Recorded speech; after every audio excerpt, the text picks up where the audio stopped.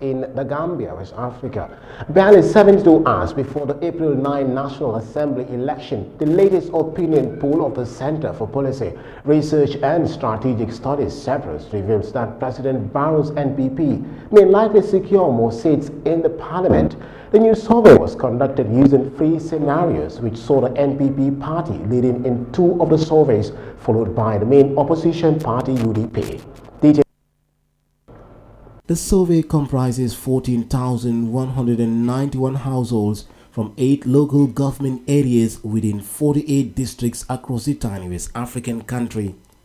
A proportionate random sampling design was used, where the proportion for each constituency was based on the number of registered voters within the constituency, and all constituencies are weighed according to their percentage of registered voters.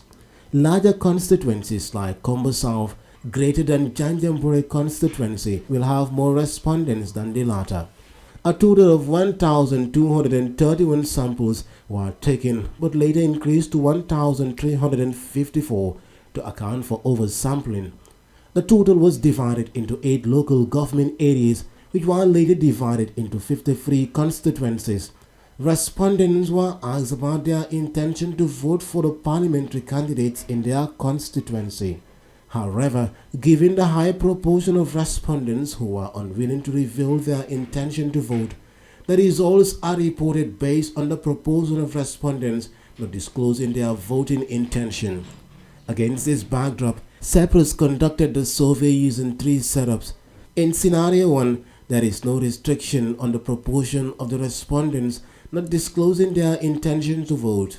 In Scenario 2, the likely winners on the intention to vote are restricted to constituencies where the proportion of respondents not disclosing their intention to vote is below 50%. On the Scenario 3, the likely winners on the intention to vote are restricted to the constituencies where the proportion of respondents not disclosing their intention to vote is below 30%. The intention to vote on the Scenario 1 indicates that 6 political parties and 4 independent leads on the intention to vote. In 43 constituencies, APRC in 1 constituency received 1%.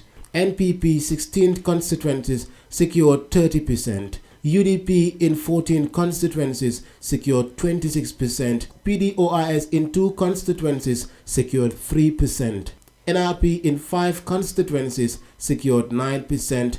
Independent in 4 constituencies secured 7%, and inconclusive in 10 constituencies secured 18%. On the Scenario 2, the results on the intention to vote are reported for 36 constituencies covering 68% of the seats. Under this scenario, both the incumbent NPP and the main opposition party took the lead on the intention to vote, in constituencies giving both parties 33%. PDOIS secured 2% in a single constituency, independent 5% in 2 constituencies, and inconclusive 11% in 4 constituencies. Under Scenario 3, the intention to vote is reported only for 14 constituencies. These constituencies reported the highest proportion of respondents unwilling to disclose their intention to vote. NPP leads in the intention to vote in 7 constituencies covering 50%, UDP 28% in 4 constituencies, and inconclusive 7% in a single constituency. Generally, the results on the intention to vote are in favor of the NPP, winning the majority of Saturday's poll. Electorates will decide on the fate of any party that is likely to secure the majority of MPs in Parliament. Osman Jatta, Eyeafrica News.